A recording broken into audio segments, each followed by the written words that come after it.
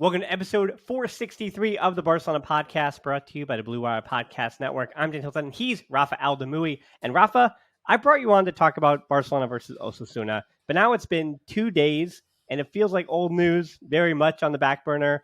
Can you handle gabbing it up about some other things then, I guess? I was born ready. Let's go. You know me. Okay, well, I also started the show by lying because we do have to talk about Barcelona and Osasuna on a podcast in some kind of format. I can't let that go. But actually, I'll keep it pretty brief here. Instead of recapping the 11th of the season, another 1-0 victory for Barcelona, 3 points there. We'll talk about it at the end of this. But to me, the standout and I think the talking point from that game, believe it or not, wasn't that Barcelona were quote unquote boring or that they struggled against a 10-man side for so much of it, but that De Jong was absolutely tremendous in that game. I thought he was tremendous above everybody else in that first half when both teams had 11 men, when it looked like either team could have split that game open, when Barcelona looked like they were capable of 1 to 3 goals in that game or 1 to 4 goals, whatever it was. Yeah, I thought De Jong was absolutely superb in that contest. He had this stretch where he had 3 straight balls delivered in that were more than 20 yards, right around the 21st, 22nd minute, going right over the top. He also delivered the ball that led to the red card that obviously Pedri gets brought down from denying a goal-scoring opportunity. Jorge Hernando Oros, poor Hernando Oros, because he's 22 years old, making his Liga debut. Spent the whole year fighting Barca B down in the third division. Yeah, and then he gets a red card in his first offing. But if I remember right, Ronald Araujo did too. So there is some promise and some precedent has been set that you can turn into a good defender after a red card. But then there was a one from him, De Jong, that being to Koundé out on the wing, as Koundé was trying to, for the second straight game, take up a spot on the wing as Barcelona tried to overload and, try to pin Osasuna back as far as they could. Another reminder, too, that Osasuna was totally fine with defending in a 6-3-1 with their second string attack. So it's another one of those games, Rafa, where I feel like we can add all these caveats, right? That Osasuna is focused on the Copa del Rey. They were playing a second string side. They're on the road. Mathematically, they can still get a Europa League spot, but they're also a bit off it. Recent results haven't really fared with that. They would much rather have a Copa del Rey against Real Madrid on Saturday than have 3 points against Barcelona at the Camp Nou, right? So you can see where their priorities were in that match. That's why they were defending in a 6-3-1, which didn't really change much when they changed and lost the man to a 6-2-1. Kind of stayed the same, right? Because those spaces didn't really change much of anything for Barcelona.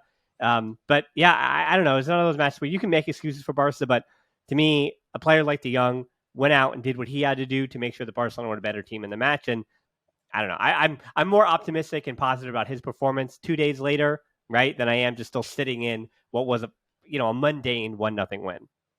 Yeah, I think sadly the last 2 games, in my opinion, we can't draw any real conclusions out of them because for different reasons, but we were playing against 10 men for the most part, both against Betis and Osasuna. So to analyze for good or bad X or Y player, in my opinion, I don't like to do that when we're playing against 10 men for the most part, because it doesn't reflect what we're going to see. Obviously 90% of the time we're going to be playing against 11 players, not 10. So the same way I wasn't against Betis, it was like, 4 goals, 4 nails, 4-1. I don't remember what the score ended up being, but people were super happy, and I was like, calm down. This is not a game to draw any real conclusions. Same against Osasuna, for the reasons that you mentioned.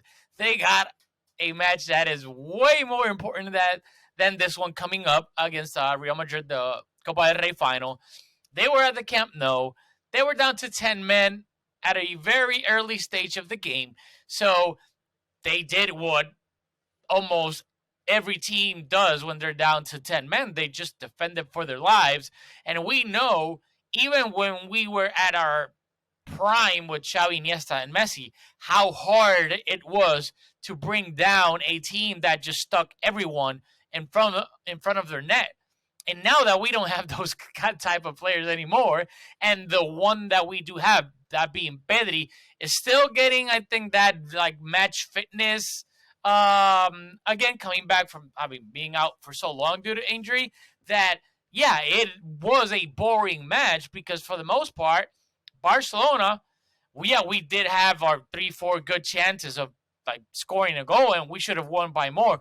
But in the general consensus of the match, I didn't see a fluid Barcelona, being able to knock that defense down, that it's just everyone's just sitting in front of the net. And it's because obviously we're not that like if it was hard when we had those players that I mentioned, now that we don't, obviously it's going to be way harder. And that's exactly what we saw. It was frustrating a little bit because I was like, we do have possession, we do have the ball, we're going side by side, like this is a handball match and whatnot. But like there wasn't like, because Pedri wasn't didn't have that great of a game. He's still like getting back to match fitness. The only bright spot was, like you said, Frenkie. And apart from him, like there wasn't any sort of magic that you need to break down a team that just that's just parking the bus. So it was a boring game. I don't think we can draw any kind of conclusions on as the team as a whole, Xavi as a coach, the players. It was what it was. It was just, let's get the 3 points, which we did, and now we're one step closer to winning the league.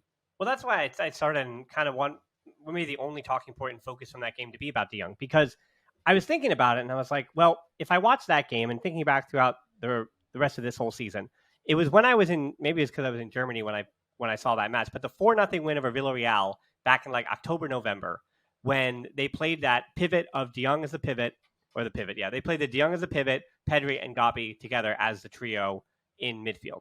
That was the one time, and it's happened a few times this season, but that was the one time this year where I think the largest calls were, this can work. Look at the way that Villarreal at the time, who were, not in great form, but they were good enough. They could have taken points off Barcelona. Barcelona were not, they were getting results, but again, they weren't playing high-flying, score every match. They were winning 1-0 at the time. And Lewandowski was scoring goals at that time too. And he was a big reason why they were getting 3 points over and over. But that 4-0 was just defiant, and it was, and I thought Frenkie was amazing at the pivot in that game. But since that time, especially in the spring here, every time he is asked to be just a pivot, like at Rayo Vallecano, where you look at Osasuna and Rayo Vallecano, where the difference was a 2-1 loss to a 1-0 win, sure, and very different. Where Rayo Vallecano, they were sitting in, but they were much more dangerous on the counterattack. Osasuna were really just sitting into a low block and not causing too much damage the other way on the counterattack.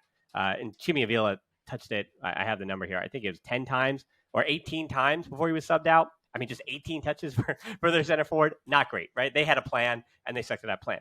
But the point is, for De Jong, what I felt like has the referendum for this year on him is that in years past, we're talking even 2-3 seasons ago when he arrived, him next to Busquets as a double pivot would not work. Like, we were not signing up for that. That was the worst case scenario. And that's why I was like, can you even have De Jong on the field? So he played as one of the interiors, and then Busquets was the pivot.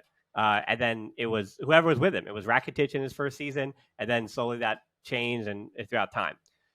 Point being, and that was also having to do with Messi on the field as well, and the whole setup obviously changed in the post-Messi era. So really we're talking like the last 2 seasons, how can we have a referendum on where De Jong needs to be? Because that is an argument that still happens with Kool-Aids. Is he a pivot, or is it a double pivot alongside a pivot, an actual pivot like a Busquets, or they're looking at Amrabat as well? And this is one of those games where if I get nothing out of this other than a big picture idea that it's not that you do well with De Jong and Busquets together, but De Jong and Busquets now, having played together for so long, raises his ceiling, that being De Jong's ceiling. And all you've been asking for years now is how do you make that player one of the best players on the field?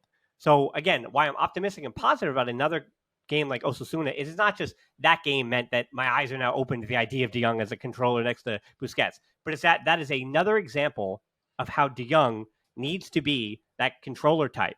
And if you're going to take somebody out of your Gala 11, your starting 11, it's Gabi as that inside forward. If you actually get a real left winger, right? If you actually get like a guy, as you were saying before we hit record, like if you actually bring in a crack, right, to be on that left wing, then Gabi is the one who sits, which is okay because he's 19, 20 years old and you can rotate him.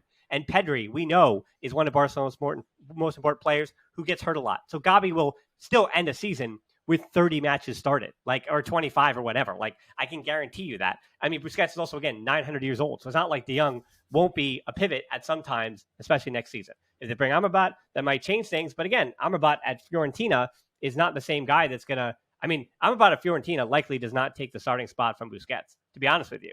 The way that this Barcelona functions. It doesn't say anything about Busquets as an individual, but this Barcelona functioning with De Jong and Pedri and Busquets and Gavi, I think will still function better next season than bringing in the Amrabat at Fiorentina at the moment, because he really is just cover for Busquets. And then in theory, he's that transition into or transition for 2 or 3 seasons until they can afford somebody substantial at that spot and actually bring in, let's say, a world-class midfielder if they so choose to, if they don't bring up anybody else in. The other thing you say of why that match is so frustrating, and we'll end it here with about the Osasuna point, is that front line, which we were talking about a little bit off air, and I had the numbers for you with Lewandowski. A really frustrating game, not by him, but for him, which is different. Like last time you were on, and I've done this recent guess where we're talking, is Lewandowski okay? What's wrong with him? But it was a frustrating game for him because it was this perpetual cycle where they're against a low block. So he'd go and he'd mix it up along a back line with 6 guys. He'd always have one of the 6 in his hip. And then he would come in, drop in, try to link up. And if that didn't work, he would go out wide, try to link up there, which is what I believe, what was it? Oh, against Real Betis. Him going wide is what led to one of the goals. But then if that didn't work, which it didn't, he go right back to mixing it up with those 6 in the low block. And he had 30 touches in that entire game. But the majority of those even came in the second half. So I couldn't see how many he had just in the first half, but in the whole game, 30 touches. And to compare that to recent performances, against Betis, it was 47 touches. Even against Rayo, where I was like, oh, he put in a stinker, he had 41 touches. Against Hetafe, where he put in another stinker, he still had 38 touches in that game. As I said, Chimi Avila on the other side had just 18, so it could have been worse for Barcelona. But for Lewandowski, he cannot have 30 touches in a game. Like whether he is choosing to link up, which may not be his strong suit, but it's also something that we saw against Real Betis, the space needs to be available for him, right? And I think for the second straight game, I'm also saying Real Betis and then Osasuna, that Raphinha was not a part of that problem as to why Lewandowski wasn't necessarily getting service. I mean, logically, you say, yeah, he came out for Dembele. That made a ton of sense. You want to get Dembele match fit again. But, I think Raphinha tucking inside like that is really essential and makes you ask the bigger question that, are we asking about Koundé? Should Koundé actually be a right back? Now, obviously, would you sell? I'm doing a lot for you and asking a lot of questions, but obviously, if somebody comes in and gives you 80 million for Raphinha, you solve your problem right there, right? You take the money and run, and you say, well, if you're going to keep Raphinha or Ferran Torres as a backup on the right wing, fine, so be it. We know with amortization that you're going to lose money likely on him unless somebody comes in for 60 to 80 for Ferran Torres, which is, I don't care what Newcastle said they put in. I don't believe that for 1 second. So yeah, I mean, somebody's going to come in for 35 million. So you keep Ferran Torres kind of because you have to. You take the 80 on Raphinha and you get out. And then, if you have to trudge forward because of FFP with just Koundé as your right back, as your starting right back next year, then you just do that then you just have, Ferran Torres and Dembele, and you try to hug that touchline. And that's how you go about your business next year. Because I am just trying to ask those questions, right? About what's best for next season and who best fits this system. Because it isn't just individuals. It is a system. Yes, I agree. But in that aspect, that's the thing. Like, we're not like Raphinha's strength is cutting inside. And obviously, he hasn't played with a natural right back throughout the entire year because Koundé's not a natural right back. Araujo obviously isn't. Sergi Roberto is not a natural right back. So, to put it lightly. So, I guess that hasn't been something positive for Raphinha, and to show what he's good at and quote unquote hide what he's not good at. But that being said, and we were talking about this off the air, I think we have to, as Barcelona fans, analyze absolutely everything given our economic situation, whether it's like the expectations for X, Y, and Z players are different if that player came in for free versus if we ended up paying 40, 60, 80, whatever we ended up paying.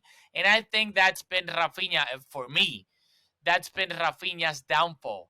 Because if he had come in for 20 to 30, that would have been a bargain. Like, you get a player that's really good as a backup right winger that can fill in when Dembele is not playing, which we all know how injury prone Dembele is. But the fact that we paid whatever we ended up paying, 50, 60, 70 million, like still don't know what the actual fee ended up being with possible add-ons and whatnot. But I think that's the whole point. It's expectations. So with Raphinha, that's my problem with him, and that it's not his fault. Like we paid what we paid. Like he didn't have anything to do with that. But when you pay 60, 70 for a winger, I'm expecting you to be a difference maker and like a real legit threat, speed, taking on people and whatnot. And then like let's say if you come across like Alphonso Davies and I don't know whoever like a top left back and you don't have your best game, then that might be quote unquote passable in a way. But we've seen Raphinha and he's like the third tier left backs of like Valencia and like teams like that, and him not being able to go by practically anybody. So our threat on that right wing is basically non-existent. How we are used to with Dembele or when even Abde was coming through the ranks when we didn't have anybody that last Koeman's last horrible season. So to me, we should have to take that into account. Like sadly, like in this day and age, football, you need difference makers, whether they're in the midfield like Pedri, whether they're up top on the wings like Dembele, when like Vinicius at Real Madrid. You need players that are able to go by, especially when teams nowadays. Xavi has said it so many times during post-game press conferences. Like nowadays, a lot of teams press high up, and that's man-to-man high press. So if you got players that are able to go by their mark, then that just changes the entire way the other team sets up because now they're scrambling. They have to overcome that's another word that I wanted to use. Like they're scrambling because now if Dembele goes by his guy, then somebody has to cover Dembele. And the guy that was now has to cover Dembele left the space that somebody else has to cover. And then somebody's going to end up being alone, whether it's the opposite left back, the opposite left winger, whatever that may be.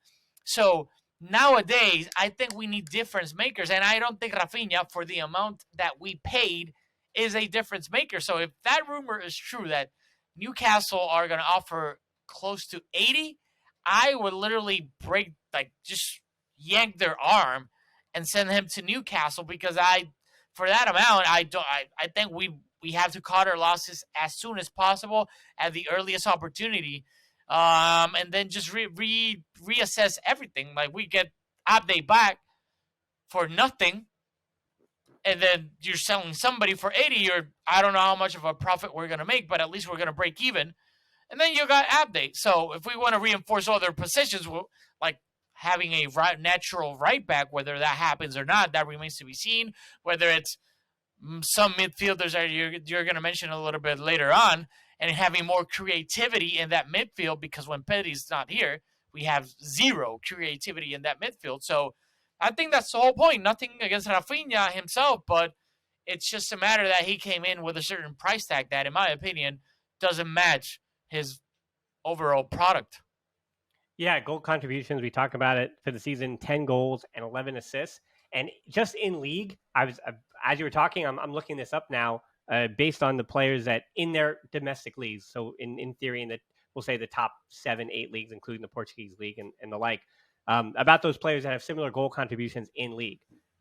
Right around Raphinha with 13, there's David Neres for Benfica, the old Ajax product. There's Zakaria Ubakal from Toulouse, who just won the Copa in France. There's Palazon from Rayo Vallecano, who Barcelona fans just saw at 13 as well. And then Takefusa Kubo at 13 as well.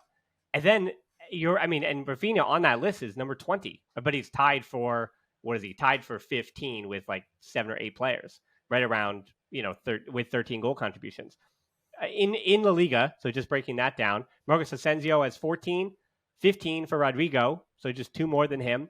And then you're already in the top 10 with moving backwards from 10, Felipe Anderson for Lazio, Gnabry at Bayern Munich with 15, Utara for Bournemouth with 16, doing his work in the Premier League, trying to help them stay up. Marcus Edwards for Sporting CP, Moussa Diaby, Leverkusen, Jonas Hoffmann for Mönchengladbach, and now we're at 18. You jump up to Saka for Arsenal, 24, Salah, 25 for Liverpool, and then I always mess up this guy's names. Messi for PSG with 30. We'll talk about him later though. This PSG kid. So 30 for him, right? And that's the right wing position. For a So split second, I was like, Masai. Who the hell is Masai then? yeah. So anyway, what I'm telling you is that the right wing, like when you say what does Barcelona need, how do they get what they need? I'm fully supporting the idea of Abde in rotation, especially because there, as I've been saying about the winger market, and I've been saying about the young fullback market for a long time, that like you can only get who's available, and Barcelona obviously cannot pay a premium price for those, right? So when, I mean, as I keep saying, like when a player like Arnau Martinez might be available for 20 million, like, and he's formerly of Barcelona, and maybe you can get a deal on his wages because again he's a former Barcelona player, and he's not going to expect the club to be paying weekly wages. So the transfer fee, and to pay the release clause, whatever. But if you can get players that are choosing to come to Barcelona still on reduced wages, like you have to do that, right? Because competing on wages with the Premier League is just a sunk cost for at least another season. And so I almost have to come to the recognition again that, yeah, I agree with you that you take the money and run and go at it from there. Now, the last thing, it's not about Osasuna, because of course, Jordi Alba will probably be at Barcelona next year. Will he be on reduced wages? Who knows? But it was interesting to hear the discourse about him as well after he scored the goal, 3 points. And yeah, having him as a backup is great. But as I told you, he's going to get 21 plus a bonus next season, which is way too much for a backup left back in any regard. And I don't know what the club does. Like it's too much that they cannot forfeit the contract. You cannot sign that goodbye contract and say we'll cut our losses here. But anyway, so most importantly though about that game, to put it to bed, it was another 3 points. And now Barcelona is 1 win away, which could come on Sunday the 14th against Espanyol, which of course everyone's excited by that. 5 matches left, 15 points up for grabs. Barca is 13 points up on Atletico Madrid, who they do have the tiebreaker over. So 2 points means that even if Real Madrid won all 5 of their matches, Barca wins the title. And 3 points means that they win the title just outright, which does mean that if Adafe takes points off of Real Madrid on Saturday, or Elche takes points off of Atleti on Sunday morning, well, that's not or, but and, then Barcelona will already be champions when they kick off in Cornellà against Espanyol. So it ought to be done before that match even takes place. But, I would much rather, I think most people would much rather them go out, take the 3 points, and win it the old-fashioned way, both scenarios of which, of course, are chef's kiss to win it, of course, at Espanyol, and likely, with that win, potentially send them down because they are now second to last. Elche is already going down, but they're second to last. And with just 5 matches remaining, they've got to pick up something, fighting with Adafe and believe it or not, Valencia. So one of those is definitely going down. Well, let me say, almost probably 2 of those 3 are likely going down. So we'll have to figure out what happens there. But our last 2 topics, the big topics, are unavoidable. I can't put them off until next week until we know more. And you know me, Rafa. I want to know more before I jump in with hot takes and try to go crazy on stuff. But we can't do that. We have to talk about them now because Messi and Alemany, those are the 2 names. We're going to start with Mateu Alemany and the show with Messi. So Alemany is leaving Barcelona as a director of football a year before his contract was set to expire in 2024, and most likely heading to Aston Villa. That's why apologies to Aston Villa. That was the rumors for Ferran Torres, which is funny that Ferran Torres gets linked with Aston Villa 48 hours after Alemany is like, I'm out.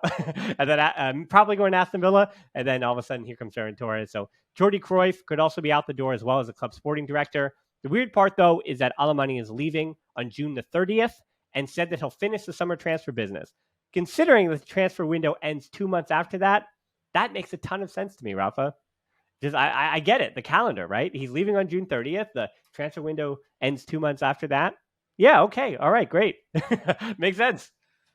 I mean, I was surprised to read that news when it happened, but at the same time, should we be surprised that things like this happen? It's FC Barcelona. That is like the MO of this club. Like, they make us feel it's a roller coaster, like being a fan of this club, whether it's for all the wrong reasons or all the good reasons. So this is what being a Barcelona fan is all about. You get to celebrate 3 points. We're almost going to win the league. We haven't won since the 2018-2019 season, since Messi left, yada, yada. And then it's like, going down again. Mateu Alemany has left the club. And you're like, wait, what?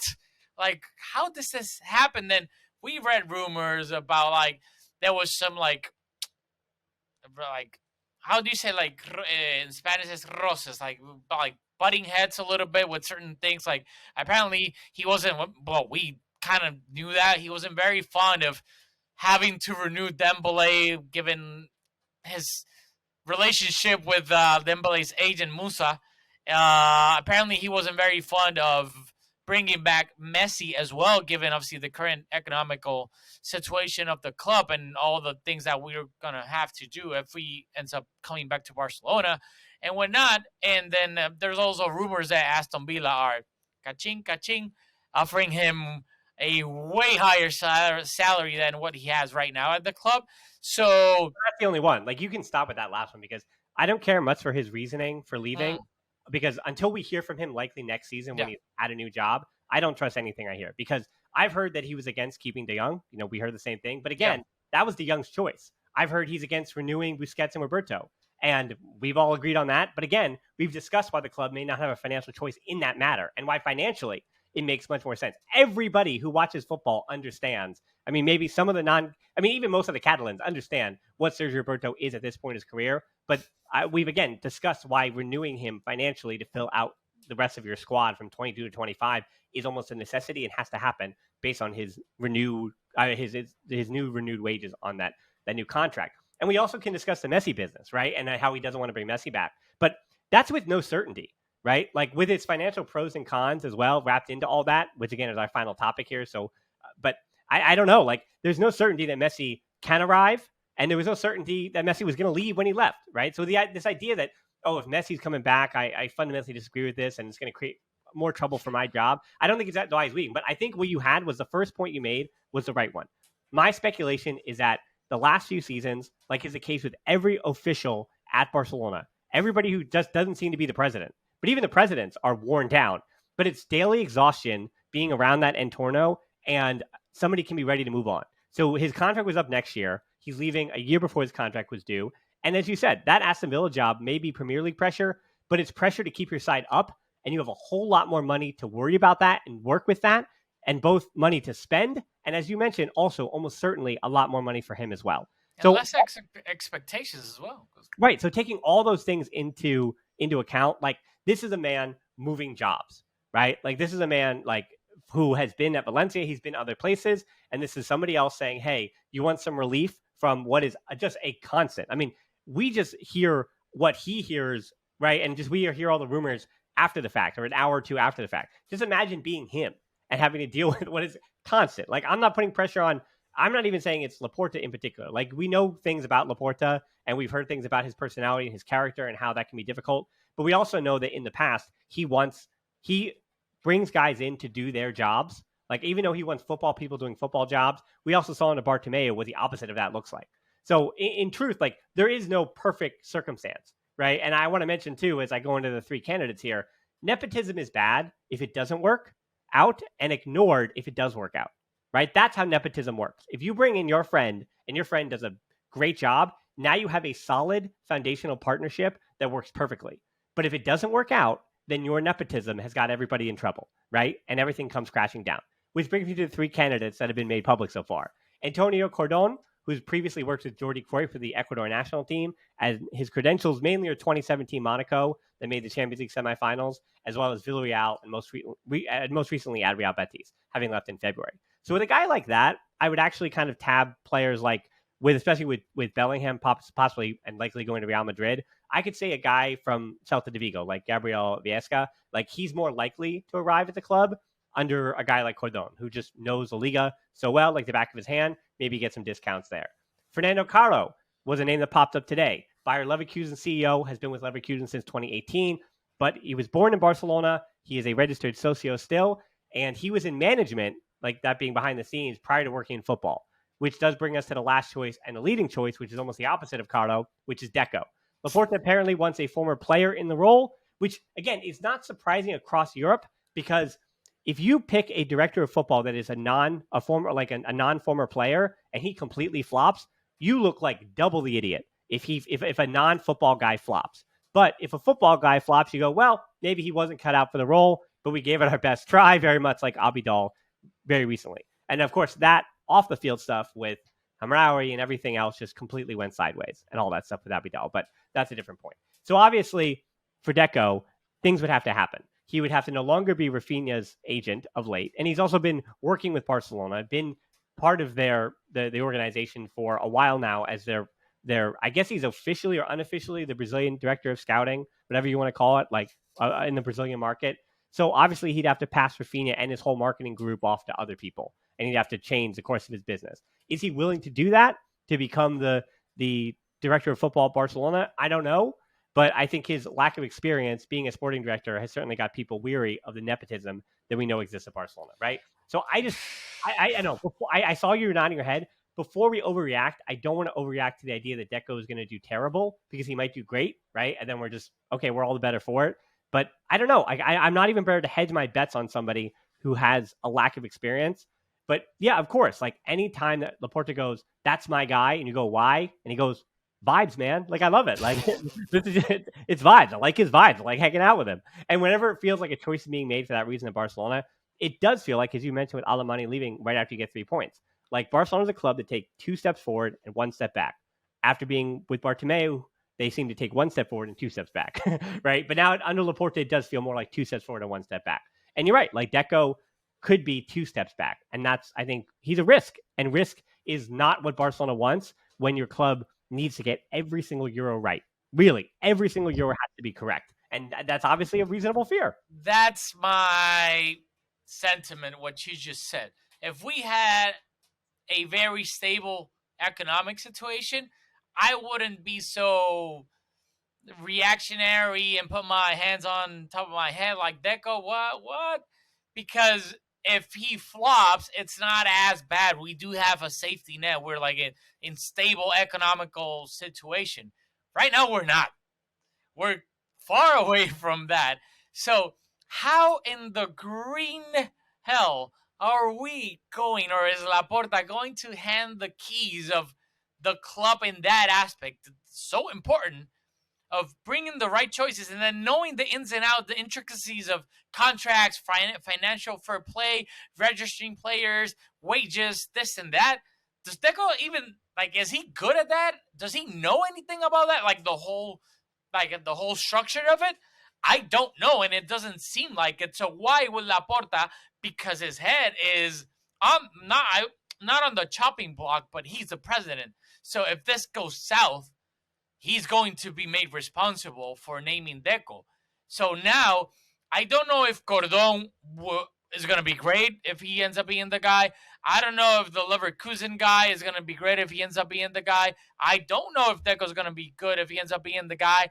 But right now, I would feel way safer in the hands of the other two that do have experience at the highest level of doing this and do have a track record, like Cordon with that Monaco side that then uploaded so many talented players: Bernardo Silva, Bakayoko, Mbappe, Fabinho, and I don't remember who else.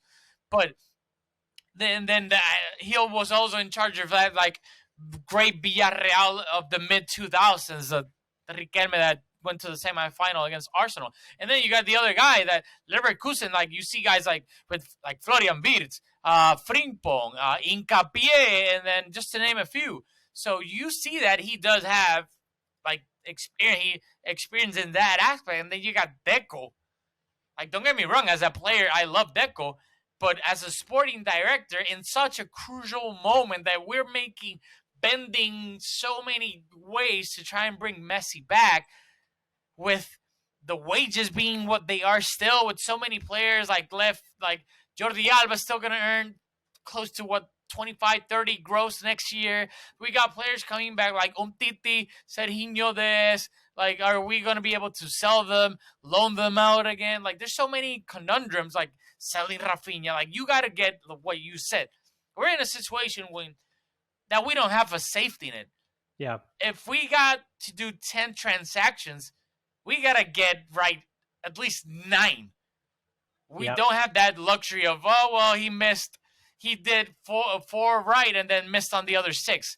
Like, that's not an option for Barcelona right now. Well, I feel like for the last 3 years, I feel like a broken record every summer. When I say that, you don't. Langley is not someone that anybody thinks about, right? Like from week to week and day to day. And then sometimes like, oh, Clement Langley, he's doing okay at Tottenham and he's on loan. And then you remember that, right? And I talk about it every now and again. But you're right. Dest, Titi, Langley, those are the deals that need to be done first because those players have no place in next year's squad. Like Raphinha and Ferran Torres were in the squad this year and had some confidence from Xavi to be in the squad. They were brought in to be a part of this squad. They are not what is for Barcelona damaged goods and sent out on loan, right? Like that's not the case. So there is so much work that needs to be done. And as I said, for Alemany to leave in the way that he is kind of makes you assume that whoever steps into that job, I mean, they almost have to step into that job like now because if like what Alemany has to do isn't even, I mean, yeah, he has to basically get rid of 80 million. And you're right. If you on the first day of the transfer window, you say Newcastle, 80 million, Raphinha, great. That's exactly what we need to get back to zero. And then we'll take our time, that being the next month, to get rid of all of those other players that you need to do. So you make up some kind of thing, something that you could spend on a one-to-one. That would be the idea, right? And so can he do all of that by June 30th? But here's the but. It's not one-to-one because, all right, I'm going to jump right into the Messi thing here because the Messi thing, as I said, connects to Alemany so closely because I throw those rumors out because the idea of Messi, whether I would want him back or not, or what he is on the field, we've talked about it before, what it would mean to Kool-Aids, because I think every Kool-Aid would want him back if he wasn't expected to play on the field, right? They would just like want him back to be a part of the team and to play whenever and however, almost as this figurehead above the state, like above the 11 on the field. Like if they could just play with a 12th person, it's Messi running around doing the thing, like all Kool-Aids would celebrate that. Because yeah, I'll be back to this in a second because the Messi point here. Here's what's true. Messi went to Saudi Arabia as part of his deal with them for tourism and publicity, and PSG suspended him 2 weeks. On the back of what we already knew before this, which is 99% true now, Messi has done a PSG. But as I said earlier in the week on that quick little show I did, the Messi deal comes down to the Liga approving Barca's revenue plan. That was the big deal about the Champions League group stage that we made. Liga approved a financial plan for Barcelona for this season, last summer, that included making it to the knockouts because they would have expected that the team who'd made half of or 70% of the semifinals for the last decade would at least make the knockouts. And so using that prize revenue for the knockouts in the financial plan, Liga approved it. And even winning La Liga and the Spanish Super Cup didn't make up for that because there was no new matches added to those games. Those matches, yes, there was an additional Spanish Super Cup game, but I believe with the deal with Saudi Arabia, Barcelona don't give as much. Even the prize for winning that trophy was kind of already set, if you will. So the revenue, not volatility, but the volatility. We added the Kings League final. Sure, right. So bring that in. Well, yeah, the Copa del Rey. Well, no, I think they had semifinals. No, I'm talking about the PK's League that played as a joke. Yeah. Okay, all right. all right. Well, anyway, the Liga matches are played whether or not you win the title or not, right? So you're only getting the small, minuscule prize money from winning the Liga trophy. And that money did not offset playing the Champions League, or I should say not playing in the Champions League knockout, that money being omitted. Because again, one round of the Europa League didn't do anything for that either. So that's why Barcelona didn't know until January that they wouldn't be able to spend in January. And the same now goes for this summer. Barca is making their plan for revenue in 2023. It's not that they don't know anything. It's they're preparing their plan, which has to be approved by La Liga, with player sales. So again, they're using information they have. And again, the transfer window does not begin until June 1st. So or July 1st. Yeah, July 1st. Right. So they can begin to put things in motion now, but they can't with certainty know about player sales until July 1st, until Alemany is already gone. So those player sales may or may not happen. We saw Ilasha Komash, who was going to be a free agent, and he could already sign a pre-contract. That already broke down for Leeds United because they changed some of the things behind the scenes with personnel, and he didn't want to be a part of that. So now he's going to have to go somewhere else. But 200 million continues to be the magic number. 120 million is already set to come off the books. Those numbers are already set with Griezmann and Piqué and whatever and all that stuff. But 80 million more is required to meet the wage bill limit set by the Liga based on Barca's potential revenue. And that is what we know as a fact. So that includes playing in front of a lot less people while the stadium gets renovated, as I've said many, many times. And I can promise you at this juncture that Javier Tebas is saying it's complicated, and he's correct about that. It's very complicated. But he doesn't know off the top of his head all the numbers as to why it's justifiably complicated. And that is why it's not about Messi being complicated. But yes, 13 million or any player that is coming in on 13 million wages or 10 million wages, those are the two numbers you keep seeing. Any player at that number is going to be extremely, remarkably complicated for Barcelona. So don't even say Messi. Call him a 13 million player, because if he is a 13 million euro player and nothing were to change, that player is insanely complicated, regardless of the revenue that he is bringing in by being Lionel Messi. If that all makes sense, right? Like, Yeah. I mean, so I would say it's that way. And then the other choices for Messi, of course, his first choice at 13 million, of course, to come back to Barcelona with a 1+1 deal, as we've discussed before. Saudi Arabia, he could go there for 600 million euros, was the number that the PSG president floated out, but who knows about that? I mean, I believe 600 million euros. I mean, I don't know. So, I mean, I can comprehend that if PSG are paying him a similar number, or over the course of 10 years, they would have paid him a similar number, or he can head to Inter Miami and take on a project like never before. And I'm once again reminding you that while I have no insider knowledge whatsoever, the 2026 World Cup in North America, along with the new Apple deal for MLS, that was signed for this season. We're doing it. It's going on. So I can tell you that there is money to be made for Messi that is a bit more interesting than just getting a fat check to play in a league that no one will ever see in Saudi Arabia. Messi will take MLS's highlights, which do exist at a very high level. I export them myself. I can personally promise you that they're at a high level, but they will be actively seen by a lot more people in a way that the Saudi Arabian league just isn't ready for broadcasting and media quality perspective. So that's what Messi has waiting for him. But obviously, his first choice is return to Barcelona. That's where his house is. That's where his kids want to be. That's where his family wants to be. That's where everyone wants him to be. But at 13 million euros, Barcelona may not be able to afford that. And whether or not they lost Alemany might not matter to that, right? Like Deco, it doesn't matter who is the director of football. They might not have a choice in Messi being able to come back or not being able to come back. It just might not be possible. And I just want people not prepare themselves for that, but just understand that it is about the numbers. It's boring and nobody cares. You took a nap. I watched you. You were dozing off. So I'll hit the alarm clock for you and let you get back in on this. Yeah, I mean, the whole Messi thing is, I think like what you just said, we have to take into account priorities. And Messi, I know this is going to sound horrible and They're can coming. be cut out into a clip. Messi is not a priority at the moment. Literally, we have to register other players that are currently in our squad. Those Gavi, Araujo, and even Sergi Roberto, which we renewed. So we got to register our players first. Like you said, we got to go back to the 1-by-1 rule. So whether it's selling Raphinha for 80 or Ansu for 100 or Ferran and Raphinha for that, whatever that ends up being, Kessie for 30 and then this and that. But we got to get 80 million somewhere. And those things come before even thinking about Messi.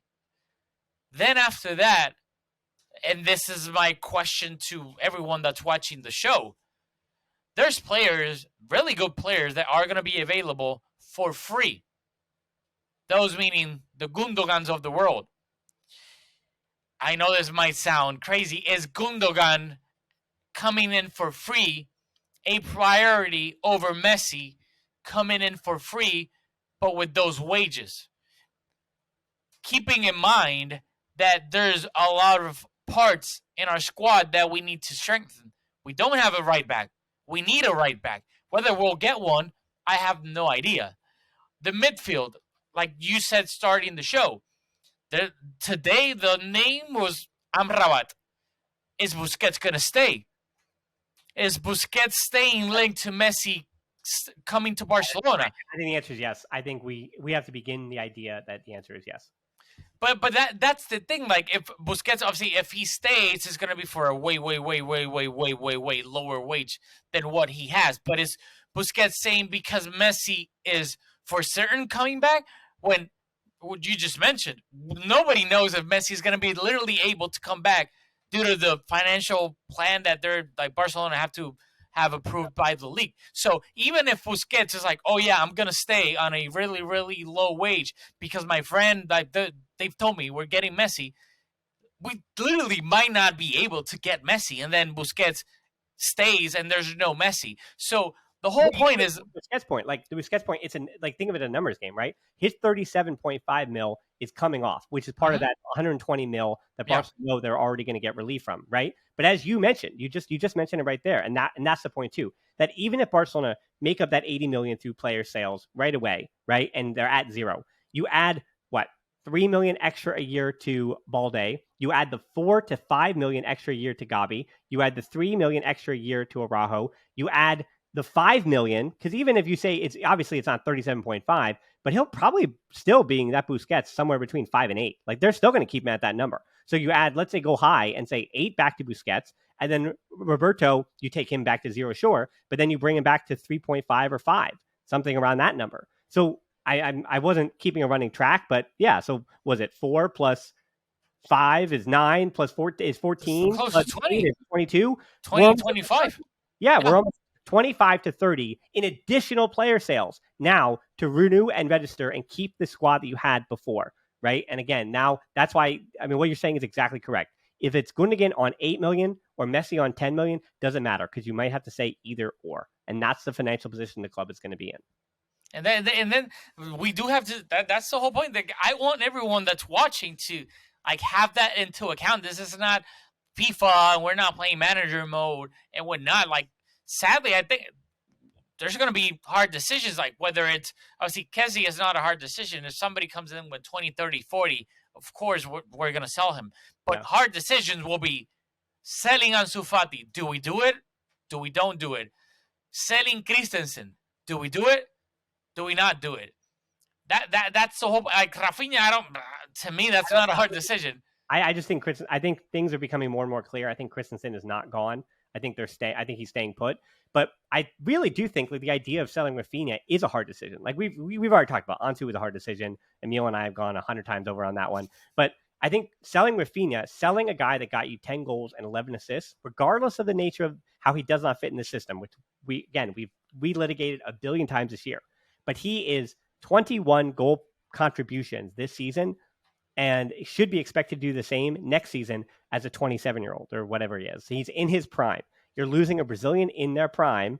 And I guess, him Brazilian shouldn't matter, but you get the point. You're losing a player in their prime who you know is going to guarantee you somewhere between 15 and 20 goal contributions on the left wing as a backup, right? And you're losing that player. But to be fair, as a backup, quote unquote, because he played a lot this season because Dembele was injured since January. So and will be in perpetuity. So like consider him what he is this year. But no, that's what I'm saying. Like consider whatever Raphinha was this year would be exactly what he'll be next year. You're expecting Dembele to get injured again. Dembele, yes.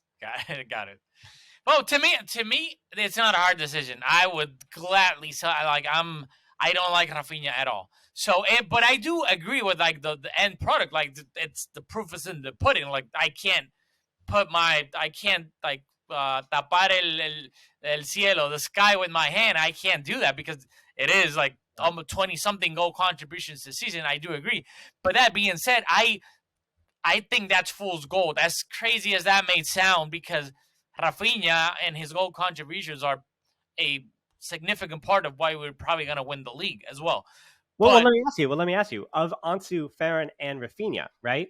How many of those three will be gone? Because I think, again, the idea, and I've said this before, I have a strong feeling that Ansu is gone. That deal's already done. Like Jorge Mendes I would not have had to read the idea of a swap between Ansu Fati and Ruben Neves today, if not for the fact that I think Ansu really is on his way out already, and the club is going to try to sell him for the biggest number that they can, because as I've already, Conspiracy Dan has already been here.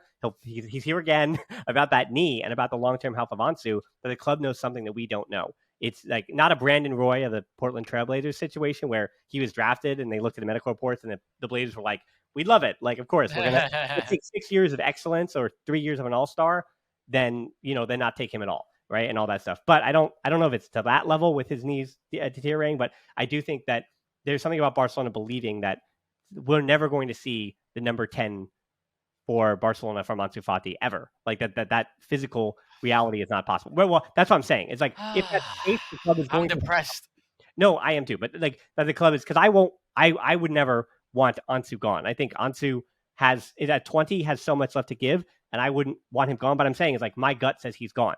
So my question for you is it Raphinha, Ferran, and Ansu how all three of them can't be gone, because like you can't use all three of those sales to get you to bring Messi and Gundogan and a right back. right? Like, and then or Amrabat, right? Like for those 4 players, like that just doesn't work in the construction of the squad. Like you just don't have enough forwards if that's the case. Even bringing back Abde does not matter.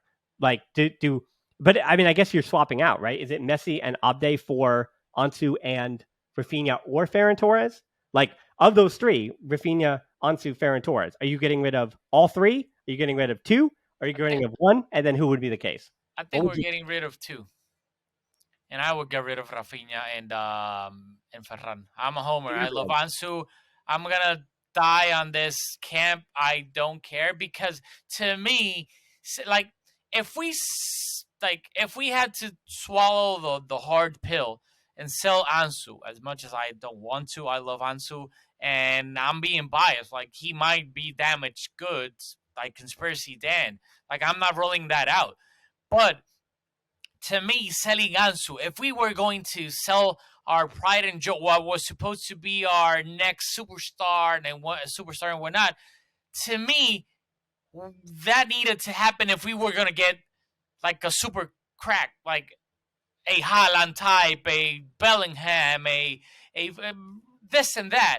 Like if we're just gonna like sell our pride and joy to quote unquote like fill gaps here and there, and then Ansu ends up getting back to whether it's a year from now, 2 years from now, 5 years from now, whatever that may be, and he ends up being that torn meniscus Ansu, and then we're gonna look back and wait, what we sold Ansu for this, which was a high amount, Well, but that's what you're saying.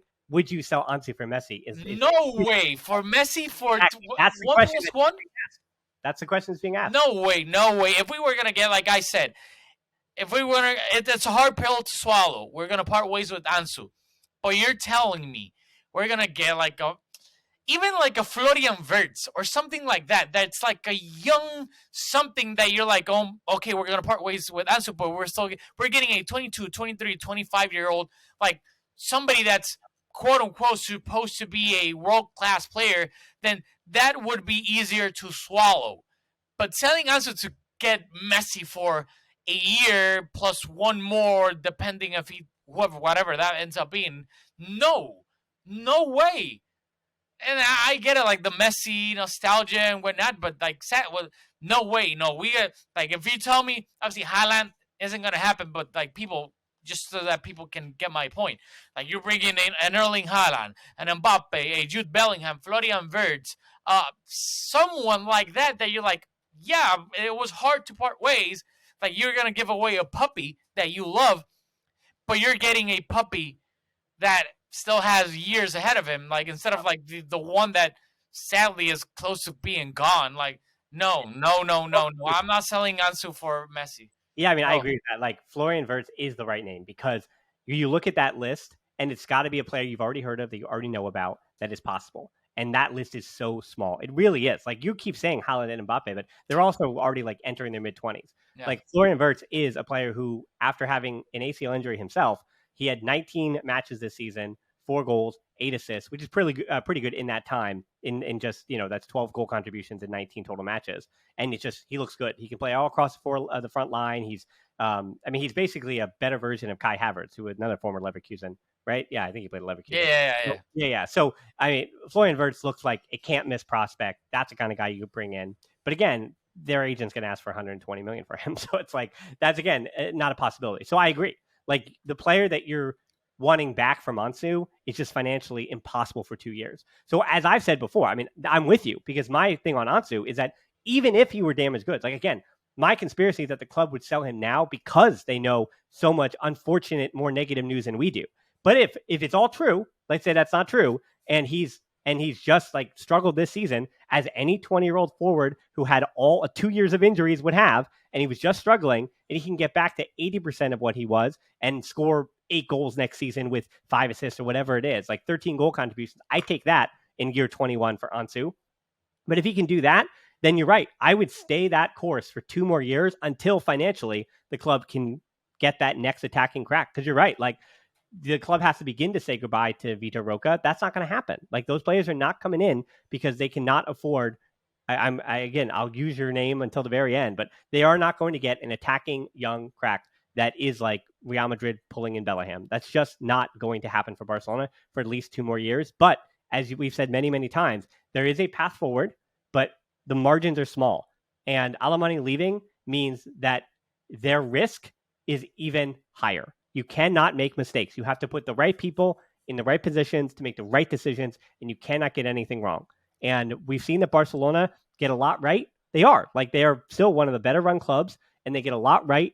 Pedri was right. And we can't just say that Roman Planas is gone, but he got a few wrong, and he got a bunch of right that was really, really helpful. Koeman bringing up Gabi and trusting in that kid was the right decision, and good decisions have been made. Xavi bringing up Balde, trusting in Christensen as a free transfer. Those are good decisions that have been made at the club over the last few years, and that's why Barcelona won the Liga, right? Or yes, are going to win the Liga. But that said, the risk and the margins are still so small for another year or two. And Alemany leaving, to wrap that all up, makes it all tough.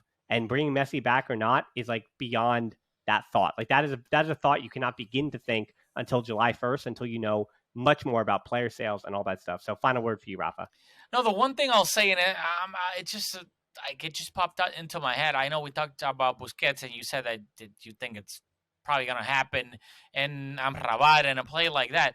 But what I worry is that, to me, we can't. But it's like a rhetorical question. But can we play next year against top-tier teams, high-pressing teams with great talent, with both Messi and Busquets in the starting lineup in the Champions League? We've seen this 10 years ago, and it didn't work in 2019, whatever that may be. So what worries me is that it scared me that you said, oh yeah, we're getting rid of Busquets' wages, current wages. But if we sign him, it's not like we're going to sign him to 3 million net or something like that. It's going to be more close to 7 or 8. And to me, paying Busquets 7 to 8 million euros net salary is insane, given his age and whatnot. So to me, and I guess I might get, I just said, I'd rather have Ansu than Messi. I might get the Messi hive is coming for me than save me. But I'd rather pay Amrabat. I know there's supposed to be a transfer fee and whatnot, but just salary wise, I would rather have someone that, to me, the way we want to play, control the game, the way Xavi pretends he wants to play, and then comes out during press conferences, no, we didn't do this, the players didn't understand the third man, the magic square, this and that. We don't play well in that aspect. So one thing is theory and another thing is reality. So for reality, we need someone that can fix, quote unquote, the mistakes, the positional mistakes that we have more often than not. And then just thinking about having Messi and Busquets in the starting lineup in 2023 and 2024, to me, I'm gonna have nightmares. And I just wanted to throw that out there because I know it's not what we talked about the latest, but it was throughout the entire episode that, to me, until Xavi proves that he has the quality as a manager to make his team play the way he wants to, because to me, we don't play the way he wants to, we need to get players that are able to cover for other players. And I don't necessarily mean this this is about Amrabat 100%, but somebody like Amrabat or I know this is going to be, people are going to, a Casemiro that's completely opposite to the Barcelona way, because we're not getting another Busquets. That a player like that doesn't exist. So we got to turn that switch that, hey, until Xavi proves that he can manage a team and play the way he wants to, we got to have players that are able to correct the way we, more often than not, control matches, especially against big teams. So I don't know. You just scared me with the whole Busquets thing, Dan. I'm sorry. It's okay. You haven't thought of the fact that Messi is 2 years older than he was last at Barcelona, and Lewandowski will be 35 next year. All good. No problem.